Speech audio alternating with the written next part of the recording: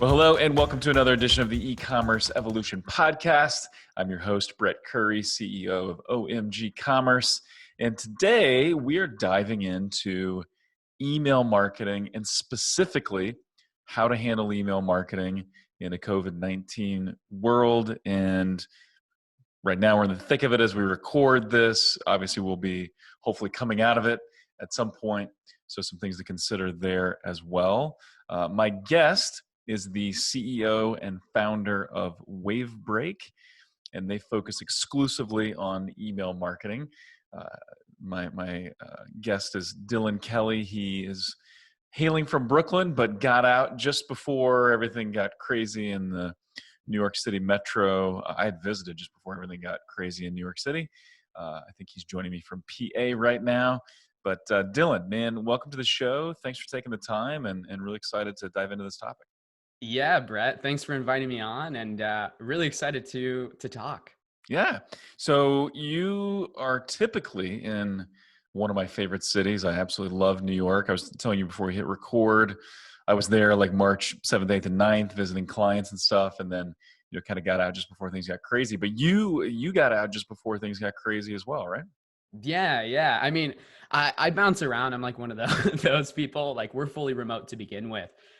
We actually had some of our team members get like caught in the digital nomad thing over, like they were over in Asia doing some stuff. We had a copywriter over there and he had to get back to Canada. But luckily I didn't have to do that. But yeah, I made it out just in time back to Pennsylvania where we've got green grass and it just kind of feels, I don't know, it's like a dream state here too, where it's like, it almost feels like everything's normal, except there's not a lot of people Yeah, outside in places. it's so interesting. We live just outside of town where we live. We've got 5 acres, and so we can get out with the kids and go on a walk. And our neighbors have horses, and like so outside everything feels normal. Then you drive through our nearest city, Springfield, and it's empty in the evenings. It's really bizarre. But you and I were just talking ahead of time before we hit record. The numbers we're seeing in e-commerce right now are very interesting and really quite encouraging. So one of the things I'll share just real quickly, and then we're going to get into your background and also our topic for the day. But we built these dashboards where we can quickly see all of our clients. We serve about 85 growing e-commerce brands. We can see their day over day, week over week, month over month, and year over year sales, both in terms of the channels we control, Google Ads, YouTube, Amazon ads, but then globally. And it was interesting, even in the early stages of this, like 67% of our clients were up and about 16% were kind of flat, especially when you were looking year over year.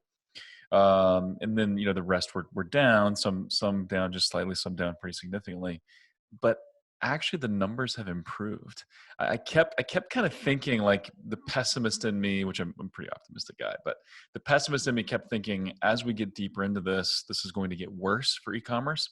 It's actually been the opposite for most e-commerce. There's still some areas of e-commerce that are hit pretty hard. But it sounds like you guys are seeing the same thing, right? A lot of your clients are really growing right now in the midst of this craziness. Oh yeah. I mean, it's crazy. I'm like you, I'm an optimist, like from the start. So I like have this energy, but I'm also this person that's also very anxious. I guess that's how I balance out my optimism. So a few weeks ago, when kind of like mid-March, when everybody started freaking out and it almost like time slowed down. And that's when everyone I feel like was on Twitter seeing like, what is everyone else seeing? And you're checking your stats every day, like multiple times a day. I was freaking out just like everybody else was. But then, just like you said, like started looking into the data and it's like, well, actually, there's nothing to be afraid of. Sure, sales were down and it was really weird a few weeks ago where it was like day by day, week by week.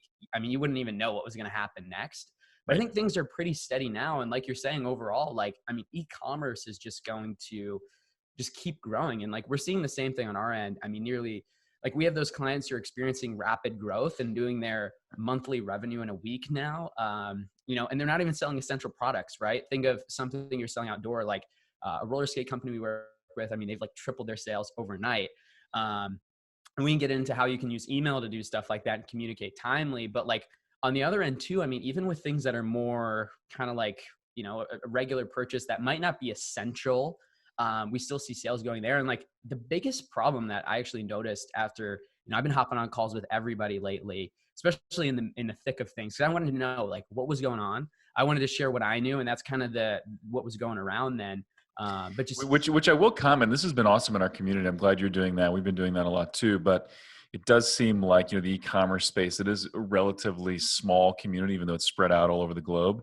And I love how this industry has really come together. And there's just a lot of people sharing information freely, lots of free webinars, just people getting on and saying, hey, how can we help? Even if you're not a client or whatever, like how can we help? It's been really cool. Yeah, no, I mean, it's amazing to see that everyone's sharing what's working. I mean, I saw on Twitter a few weeks ago, people were like, hey, here's the exact funnel that's working for us right now that wasn't working a year ago or a Yep. month ago. I thought that was cool. But yeah, I mean, overall with our clients, most of them are still growing month over month. The ones that didn't, they did scale back on advertising, but usually it was inventory issues and had nothing to do with not getting returns on advertising or marketing. It's just crap. We oversold Q4 because we crushed it. And then we didn't plan for a bonus month off in China for Chinese New Year and Right. this crazy thing happening. But besides that, I mean, now that people are starting to get that figured out, I mean, it's just like I saw one stat that was like e-commerce right now is still only 11% of all retail. But like with this, based on projections on how people are shopping online, like this has the potential to accelerate it to 70 to 80% of all retail in the next 12 to 18 months or something like that. I think that was a tweet from Webb Smith, but it's like, holy cow. Like if this Yeah. is only a tenth of all of the, retail transactions out there with the numbers we're seeing now with the brands we're working with, it's just like, is this an obstacle or is this actually an opportunity?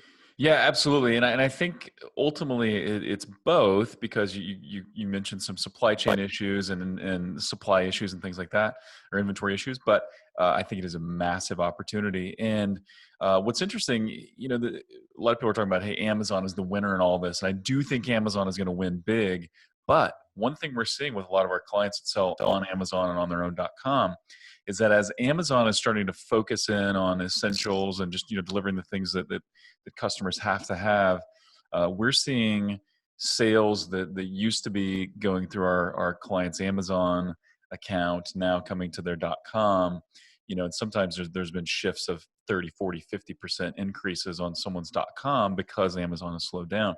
And so I think off Amazon e-com is going to do exceptionally well right now also. So really excited to dive into this topic. We're going to get into email marketing and some do's and don'ts, and we're seeing all kinds of bad examples of what not to do, or good examples of what not to do. But before we do that, let's talk a little bit about your background, Dylan. So what did you do prior to starting Wavebreak? How did you get into email marketing? Like, give us the 90-second rundown of how you got here. Yeah, I mean, it's really crazy. I was just talking about this morning, actually, to somebody. It's like, how the heck did I get in e-commerce, direct to consumer, focused on just email marketing of all things? But it was actually like it was just an evolution of what I was doing before. So grew up on the internet. I was that kid in high school in his bedroom, slinging affiliate marketing deals, like throwing up these landing pages back when you could just rank and bank, and it was super easy. I think a lot of people in e-commerce have similar backgrounds where it's just like you're just kind of on the internet, and then saw this wave around e-commerce, and I started seeing these cool brands popping up on Instagram, actually, like the Movement watches and like Pure Vita. Like these companies started becoming popular, doing a lot of influencer stuff. That was around like 2015, 2016, and I was like, man, like this looks awesome. These are cool brands. Like I'm reading the stories, it's growing fast. I was like, how do I be part of this? Like I have a marketing background, wanted to create a legit company and a stable business instead of just like these random, affiliate things or hustles that I was kind of running online. And so I decided that, okay, based on my design background, I'm going to do conversion rate optimization for these companies because they're spending a lot on advertising. I'm going to help them make more money. So I went and started doing that and landed a really awesome client. They're selling millions, one of those social brands. I can't say exactly who it is, but they, you'll see why in a second. So they hired me. They were like my whale client, paying the bulk of, well, pretty much all my bills at the time. I was just starting out, freelancer. And what happened was overnight, bigger brands started to enter Facebook, and they just drove up the cost of ads like crazy. And they couldn't figure out how to profitably drive traffic anymore. And so I remember I was in the store and I get a text from the CEO of the company. He's like, "Hey, can you talk?" And it's like, it's never good when someone's just like, "Hey, can you talk?" Yeah. Yeah. Yeah. And I call him when I get home and he's like, "Hey man, like we don't have any traffic for you to optimize. So we're gonna have to cancel. We'll send you some free product though." And I'm like, "Okay, cool. Thanks." And I'm like, Thanks. That that's helps a not gonna lot. pay. Yeah. Yeah, that's not gonna pay I'll the trade. I'll bills. trade product for rent. Appreciate I that. Yeah. know, right? I think my landlord will like that. Um, no, but that really got me thinking. I'm like, holy crap, like, this isn't cool. And, we're seeing now, like, just like the cost to acquire a customer keeps rising on Facebook. Even in these times we are now, it's like you talk to any brand and their return on ad spend is down year over year, unless they're working with someone like you, who's really good at what they do on the advertising front. But just in general, it's getting more competitive, more expensive. So I went back to the drawing board and tried everything, like from SEO to social media stuff, influencer stuff. It's like, what do we do? And that's when I came across email. And I was like, there's no way this is going to work.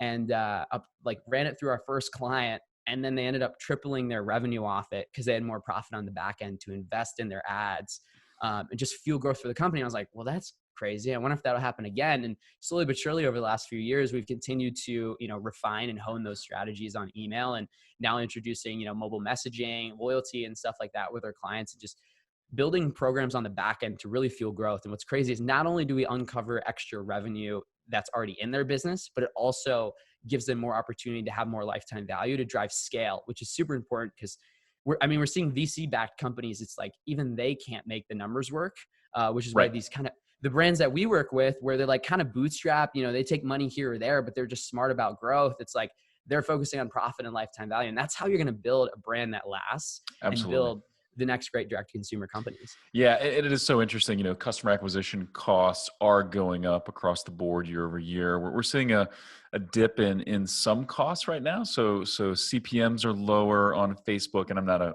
Facebook ads guy, but I hear cost per view is definitely down on YouTube right now, but conversion rates are also down in some cases, and you know things will get back to normal at some point and costs will continue to rise again. And so that's one of the things I love about email marketing. One, it absolutely works, and you have to do it. I don't see it going away anytime soon.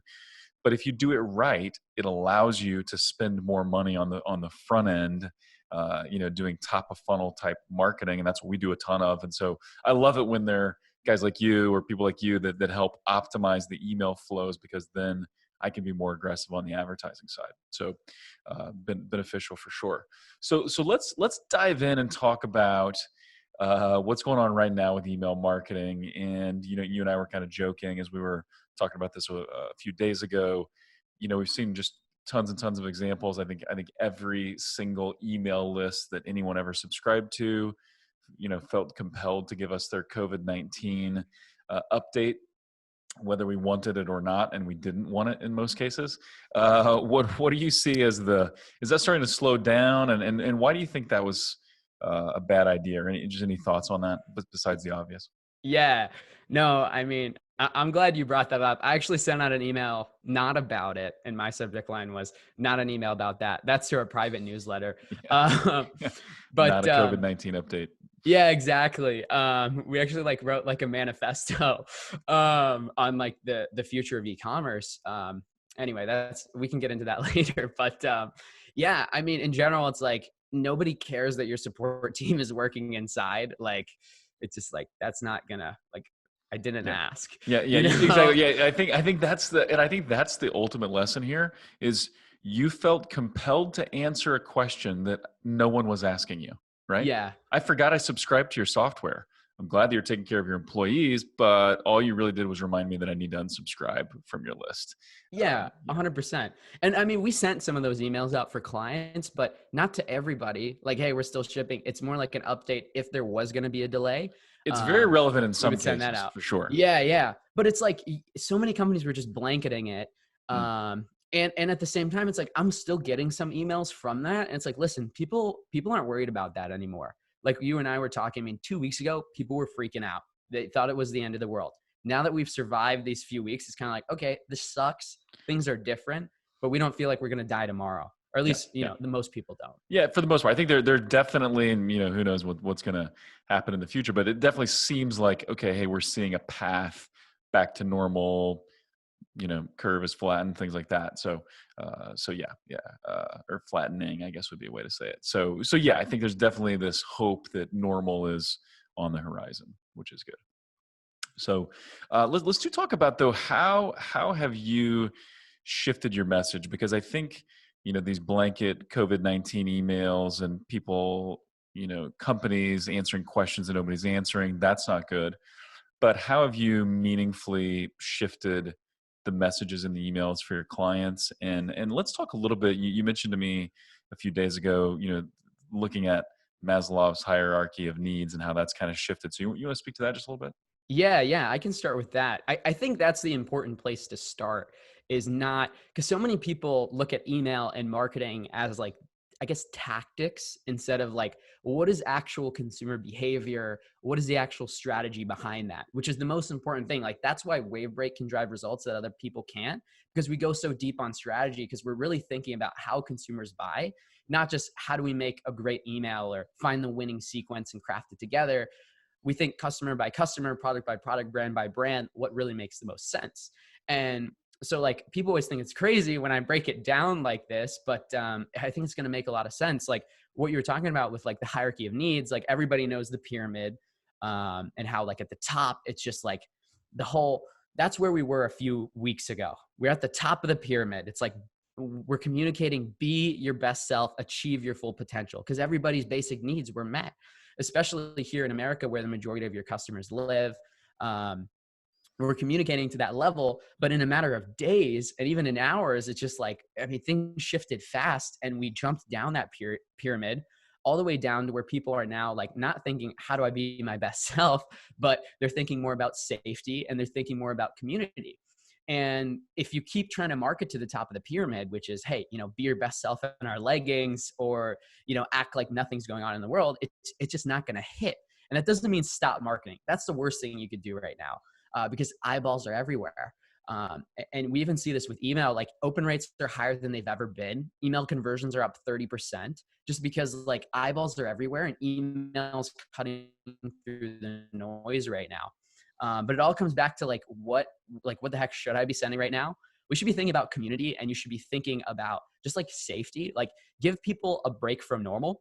But at the same time, like let them know, like in the beginning, you wanted to kind of address it a little bit more head on, but now it's like, we're noticing you need to be less direct, because we've been monitoring this very closely with our clients. And when we're more aggressive with our emails, and when I say aggressive, I just mean like, sale offer and we're super direct, that type of thing.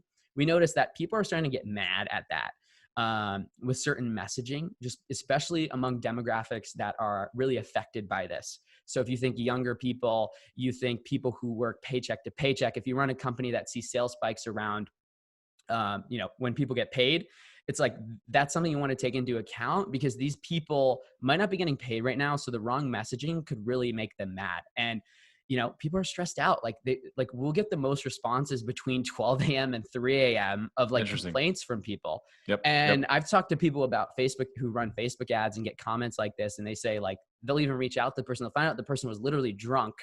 But it's like, I mean, I wouldn't be surprised if some of these people replying are in that place, because it is a tough time. And you want to make sure your messaging, is like less aggressive. So instead of like, hey, sale ends tonight, like you're dumb for missing out. It's like, hey, here's a way we're giving back to the community, so on and so forth. So like, for example, like we have a client who sells phone cases. We still ran an Earth Day sale to remind everybody like, hey, like it's Earth Day. The planet's more beautiful than it's ever been. And in addition, like they have a great charity aspect of their brand.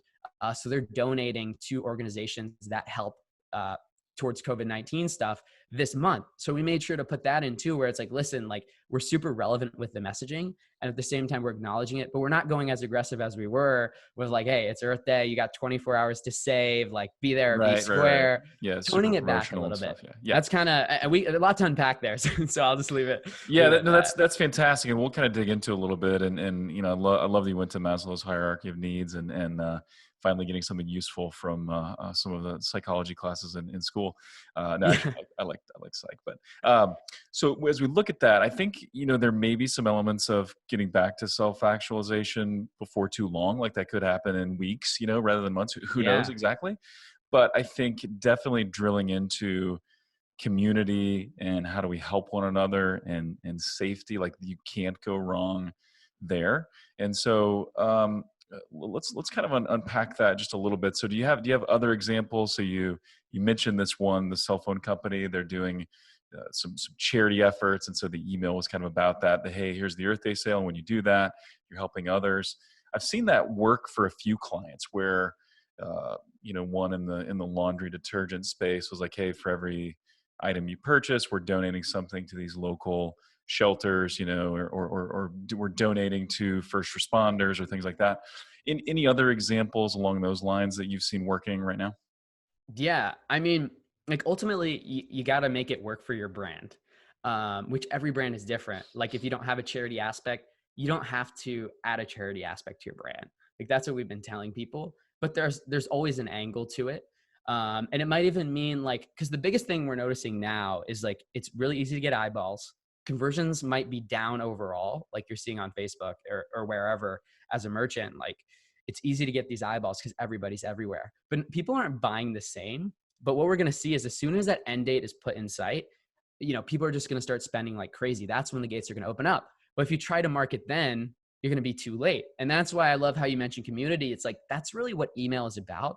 And that's what the top brands have figured out, that a lot of the mid-market merchants who have just, built on the back of Facebook and like kind of built this company over the last few years, it's like, that's where they need to head and really think about, how do I build community? So for example, if you're normally just promoting product, what can you do to add value, and what can you do to just provide some entertainment, to provide something? If you have blog posts, you can feature blog posts. If you're doing Instagram content, like it's a great time to get people to, like, I saw a great campaign. I think it was Chubby's. They ran something where it was like be the first stay influencer or something. Really, Nice. Stay really creative influencer. I stuff. like that. Yeah. But yeah, stuff like that. And then obviously, like if your product gets people outdoors or solves a problem like that, like we were talking earlier, like roller skates are crushing like crazy right now. But Yeah. if your messaging is, hey, get the best indoor roller skates, that's not going to work because all the roller rinks are closed. Yep. Yep. But if you think this is a great way to get outside, we know a lot of parents are on the list buying for their kids. It's like, hey, get them outside, let them get their energy out, like that sort of thing. Yeah. I And love it. just And, really and I, there's promoting one good like, what's our example. angle? Yeah, I think that's what you've got to look at is how do we stay true to our brand? And I love that you mentioned that because that's something that really shouldn't change. You're maybe going to pivot a little bit in terms of what problem you're solving or how you're solving it or the way you're presenting things, but the core of your brand isn't going to change, right? And one of the things one great example, and I love this company even outside of the crisis, but Huckberry, men's fashion and other things, do a great job with their email marketing. They've been doing several work from home sales, and they've been pitching. I think they created this. I don't know. They're the first ones that I've seen to mention it, but the work from home mullet, and it's basically business up top, party below. So it's like, hey, we know you're rocking shorts or whatever, but here's how you look good from the top up. And so it's like a sale on these sweaters, and it was talked about in a really fun manner. But then they also had tips for how do you brew coffee at home that's a little bit unique. So of course there's the tried and true ways, but try something different. Like we all are consuming coffee in mass quantities. Here's some unique ways to brew your coffee. And then they had, show us your work from home setup, tag us, and you'll, could get free stuff. So it's all kind of geared around, hey, we understand where you are. We're trying to bring a little bit of humor to it, not making light of the situation, but just bringing a smile to your face, knowing we're all in this together, type of thing, and then giving you some bonuses and whatnot as well. And so I think you mentioned it. I've heard a few other people mention it as well, that now's a great time to build your list, to build that community, to get more people following you. Do you have any tips or thoughts on that? Like in anything you're seeing that's unique for building an email list right now, or is that even something you're focusing on right now? Yeah. I mean, I definitely think now is a great time to build out your foundation to really get set. Cause like we've never had, yes, things are crazy, but things are also kind of slower in a way. And we've been talking about this for years. Like we did, Clavio had us do a guest post last year on priming. So like how we get lists primed for Black Friday, Cyber Monday. Like so many people don't even think about that. But that's kind of what you need to look at right now is like, how do I get people engaged with our email? And that example that you shared about like, hey, coffee tips, you're getting people to open your Love emails. it. Mhm. People love to buy, but they hate being sold. And so you want to, but if they never open your emails because they know you're always selling something, they're never going to buy. So how do we use this time to get people to open more emails? And as far as like the list, I mean, I would say a lot of people right now are looking to save that extra money. They're looking for that free shipping. They're looking for that discount. And a lot of brands are running their sales with just like, even large companies, they're just like, yo, here's the code. It's like, well, you could be, you could get the same conversion rate off that if you gate it with an email or even like a mobile number opt in, and then you can follow up with that person. It's a great opportunity right now to take advantage of that and really build your list from that perspective, especially as people are looking for it. And to first-time visitors too, you could segment that out. But yeah, don't want to get too deep into the weeds, but that's kind of what we're seeing on our end. Yep, I love it. I love it. Any other tips or ideas and maybe looking at, your kind of your structured email or your scheduled email. And there's another term for it that I'm drawing a blank on, Like but cadence. yeah, cadence, and even thinking about abandoned cart emails and some of your auto email things. Uh, any recommendations on how those should shift right now, or should they? Yeah, I mean, definitely check those out. Like look at all of them just in case. I mean, you're probably too late at this point. But it would have been a good idea a few weeks ago to just run through all of the emails you had set up and all of your future emails going out just to make sure there's not any messaging that people could find like triggering. Like, so we work with some brands who are really like, for example, if you think of a company like Chubby's who has really fun copy, like we work with a lot of brands like that who sell like, crazy different products. So like in men's skincare and stuff like that. But it's like we're kind of toning back the messaging where we might be a little more casual and a little more fun. We just don't want people to take it the wrong way because people are really sensitive right now. And you want to look at a big thing is like with your evergreen sequences that are set up and always running your abandoned cart, like you could have that mixed in and you just want to make sure that you don't leave that bad taste in people's mouth because that's how they're feeling. And then we're a little bit past this since like I said, like it's a little people a few weeks ago, people were freaking out. They didn't know what was going to happen tomorrow. They weren't sure. It was like the world was going to end and we just were waiting for it to end and we didn't know. But now we've kind of gotten over the hump, it seems, as far as like just people, there's more hope and there's more optimism than there was. And so with that, just realizing that like now you're going to be able to, you don't have to be as timely as you did a couple weeks ago. Like then, like 2 weeks ago, really good to be talking, hey, COVID-19, here's what we're doing, blah, blah, blah. Now it should just be kind of like a bullet on the email. Hey, we're donating to XYZ to support for this, but you're not leading with it anymore because people are kind of back to normal. And I Yep. think we're going to see that as we sort of get to the end, is think about that. And then also think about like, I mean, 4th of July, Prime Day or whatever, it might even be before that, that's going to end up crushing. So just also keeping that in mind too. So if like sales are down now, just thinking about, oh, like these could be coming later. So how do we optimize now so we can profit then? Yeah, interesting. So really good. So this is maybe a good time to kind of transition. Let's look at email marketing in general, right? So eventually things will get back to normal, and who knows when exactly that will be. There'll be, I think, probably pockets of the U.S. that get back to normal much quicker than say New York City, as an example. But what are some common email marketing mistakes that you see? So just in general, and what are some of those top mistakes to avoid? And then we'll look at some of your top email marketing tips as well. Yeah, for sure. And I love how we're starting with the mistakes. And I'm going to talk about things that people don't really think about, but actually make a huge impact. I mean, the first thing is actually pretty obvious, which is like not having email marketing, which at this point, you should know that you need email. Like it's the most tested and true channel. It's lasted over like 20 years in e-commerce. It's still a major revenue driver, even for leading brands that are selling billions of dollars per year. And so if you don't have email, you're missing out. But a lot of brands already have email. And that's actually one of the big mistakes that people do have is like you have email, but it's just email to squeeze out extra revenue. There's no deeper strategy about how it fits into your brand. So Yeah, you'll just see purely a tactical play, not and not thinking about the strategy. Yeah, or exactly. community. Exactly. And I think it even comes back to like in e-commerce, especially as you're scaling a company, it's really easy to be short-sighted on just like strategy and like, hey, let's throw up a sale tomorrow instead of planning. But like that's actually a huge mistake, because when you plan and you have a long-term strategy, you can actually move faster and get even better results. So step one, I'd say, is like zoom out and know where you want to go and reverse engineer it. Don't plan for tomorrow, but plan for next month, next quarter. Like really the smartest brands are thinking like that, because then you're able to pull more levers and really be smart about growth. And then integrate that into your email strategy, where email becomes this arm of your business and the foundation of your company. And just going deeper there, like another mistake is not thinking of email as this extension of your brand, which it totally is. Like you'll go, someone has their $100,000, $300,000 e-commerce website that they got the best agency to put together. They have amazing packaging, and then you go to buy and the emails look like, grandma made them. Like no offense to grandma, but I don't think she's the best like direct consumer email designer For sure. in 2020.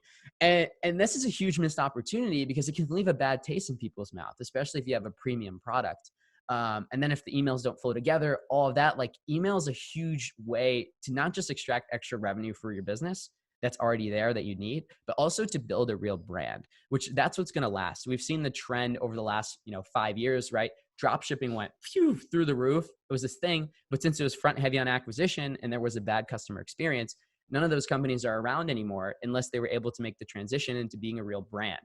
And that's the future. Even for these bootstrap companies, like the next leading direct consumer brands probably aren't going to be raising tons of money from venture capital, because we see that doesn't work. Like Warby Parker was great. The other companies, it's not as good. Right. You're Right. seeing, there's definitely been some bad press about some of these venture-backed D2C brands, and some even, I think I saw Casper recently that, had a massive valuation in the beginning, and now it's worth like 100 million or something like that. Yeah. It's It's, like less than their annual revenue.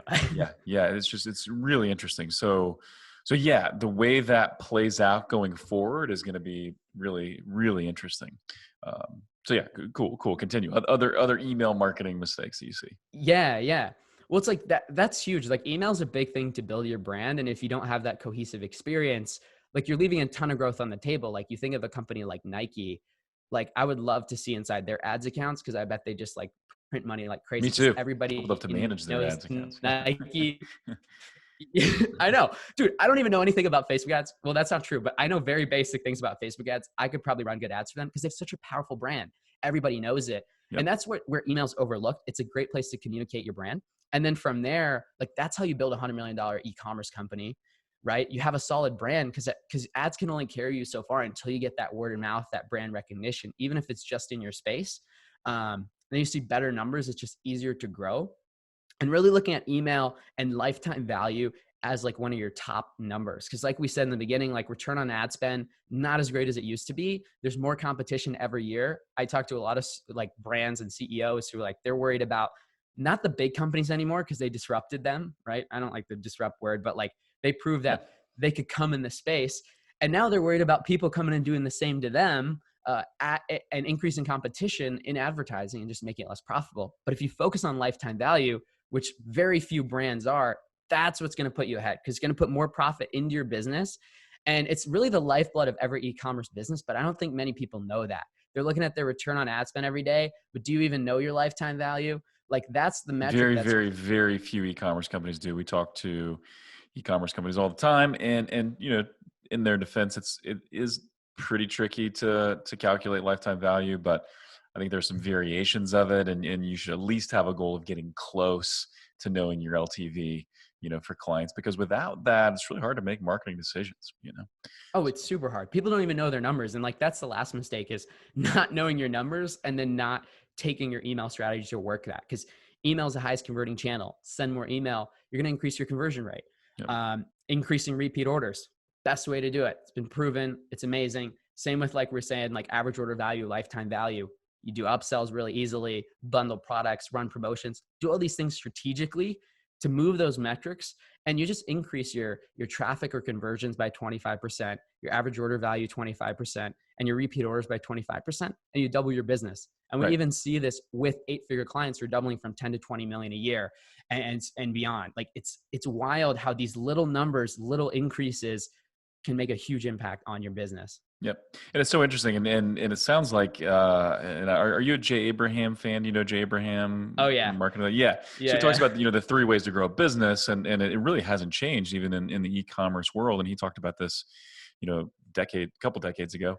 But, the only 3 ways to grow a business are more new customers, increase average order value, and increase frequency of repurchase, right? And usually though, when people think grow my business, they only think about that first lever, more new customers, which I love that. I'm a traffic guy, so we like to bring in more new customers. But if you can just get modest increases in all 3 of those areas, then the overall impact, and like you said, 25% increases in all 3 areas, you double your business, and it's pretty powerful. It's a cheat code. And don't get me wrong, I'm all for traffic, and our most successful Yeah, yeah, clients are driving as much traffic as possible. But people forget about the back end so often because there's just so much going on. And that's why companies hire us, because we come in and then we just execute that. love it. Um, Love it. So now let's move on to tips. Just kind of as we uh, wrap up here, or near the close of our time. What are some of your email marketing tips, suggestions? Your top email tips right now? Yeah. I mean, right now, like one of the lowest hanging fruits is community. Like people are really craving that. Open rates are cutting like higher than ever. Email is just cutting through the noise at unprecedented levels that it hasn't in a very long time. And so if you're not emailing and you're taking your foot off the gas, that's a huge mistake. And it doesn't mean, like we talked about, doesn't mean you have to be promoted. But the number one thing you can do is just be consistent. Be consistent. Be consistent in how often you communicate. Be consistent in your branding and your messaging. You don't want to give people design shock. You don't want people to think, who the heck is this? And be consistent in adding value. These are people on the other side. It's not just, hey, let's send more email, make more money. You're going to burn out your list. It's not long term.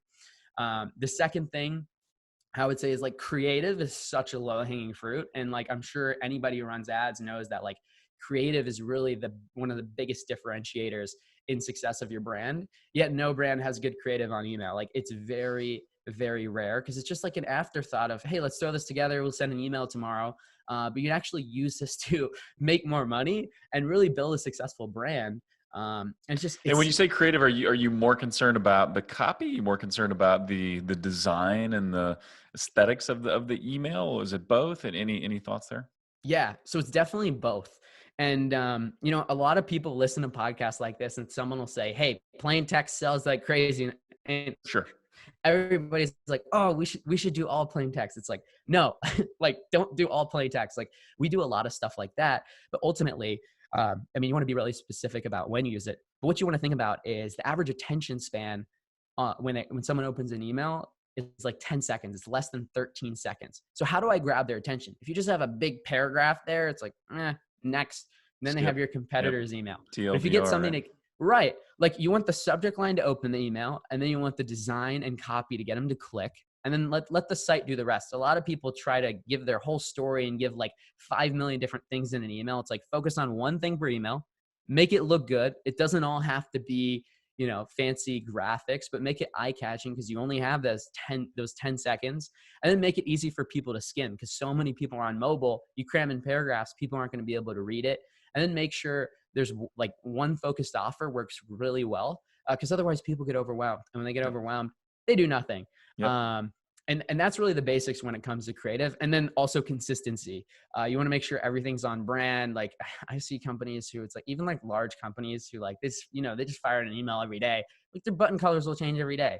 It's like people aren't gonna know your brand. Then have a style guide, get it updated. Like branding is really the future of e-commerce. Like if you don't have a brand, you're not going to make it. And email is one of those places where it's super important.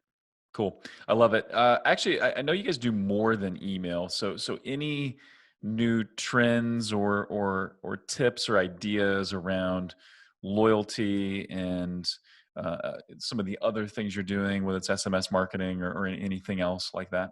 Yeah. The biggest thing is stop looking at all these things as tactics and start thinking about how they integrate together. Because you could have, an SMS program, you could have an email program, you could have a loyalty program, but if they're all fighting for each other, you might see some incremental revenue increase, but you're not going to see any massive growth. And that's really what we do with our clients is we come in and make it like all comprehensive and integrated together so that if you get hit with an email and you don't buy, then you get hit with a text. If that doesn't happen, or you go to the site, maybe there's some on-site messaging or like, how do we drive people to loyalty? I see brands with loyalty pop-ups on my first visit. And I'm like, I'm not going to Not join your ready to be loyalty loyal yet program. there, bud. Yep. Yep. What is a something point? It's like a Dylan point. You get a Dylan point, bonus Dylan points on these orders. It's like, I don't even know you yet. Like that would be much better if you're trying to capture an email or get somebody to make that first purchase. But yeah, mobile messaging is great. It's cutting through the noise too, but you have to be careful. A lot of people don't know this, but Fashion Nova, they had a $50 million class action lawsuit against them because they didn't follow the rules Dude. around mobile. And it's like email, 15, 20 years ago. They're going to be making examples of brands. Fashion Nova was one of them. You hear about a $50 million lawsuit and you're like, screw that. We're going to operate within your rules. They're still setting those examples now. So you got to make sure that if you're doing SMS stuff, yes, it's easy to fire out a campaign, but you got to think about, am I doing this within the law? Like that's huge. Yep. There's hours you have to send in. There's amount of messages that you can't exceed. A lot of people don't know that. And that could end up costing you literally millions of dollars.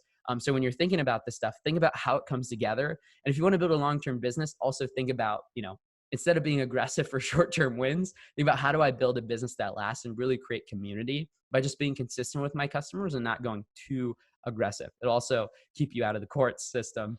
Absolutely. On the How mobile can side. we build a community, be strategic, and yes, keep ourselves out of jail is a good thing. And so I love this, Dylan. This has been fantastic. I think really just if you look at all of these tools, email, SMS, loyalty programs, it's really about delivering the right message at the right time in the right way to build community, to build goodwill, yes, to drive sales and increase lifetime value, but to do it all in a way that builds the brand long term and serves clients and does the right thing.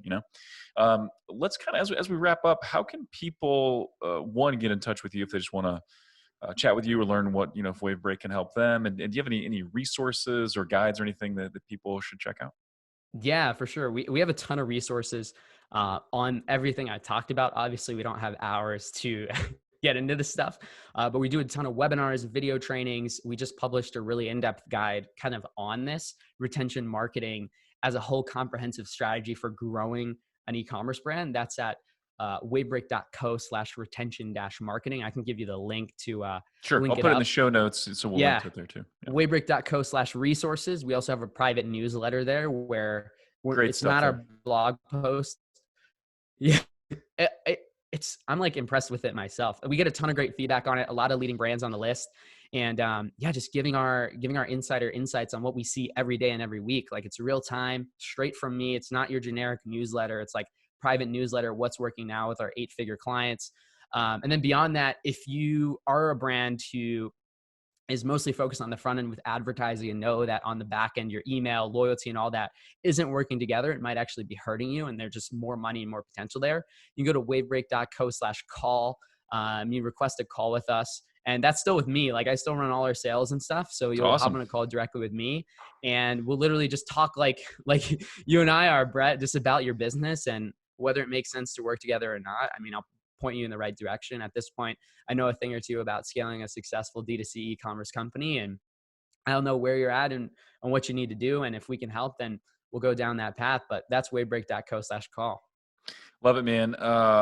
Phenomenal insights. I know we're in definitely interesting times, to say the least, from a marketing and e-commerce and D2C perspective. Appreciate you sharing your insights. Appreciate you making all those resources available. And you guys have done fantastic work for 8-figure e-commerce brands. So definitely check it out. Check out, you've got a podcast as well, right? And that's available Oh, yeah. at wavebreak.co too. Is that where we'd find that? Yeah, you Learn can more? check it out there, or you can go to wavebreakpodcast.com. So Great. another e-commerce podcast, top 5 ranked. Yeah. We've interviewed a ton of great people, founder, CEO, Pop Sockets, Beard Brand, all the great companies behind their company, how they've, sold. I mean, at this point, we've got people, I mean, we're probably getting close to $1 billion in revenue combined of all the people we've interviewed on the show. So It's amazing. some really good insights there. If you like this podcast, you'll really enjoy it as well. Absolutely. Yeah. Wavebreak podcast. Check that out. Also, Dylan, man, bringing it today all the way from PA. Really appreciate taking the time, man. Thanks for sharing your insights, and we'll have to do this again sometime. Yeah, for sure. Thanks for inviting me on. Yep, absolutely. And as always, we'd love to hear from you, our listeners. Would love that review on iTunes if you feel so inclined. And with that, until next time, thank you for listening.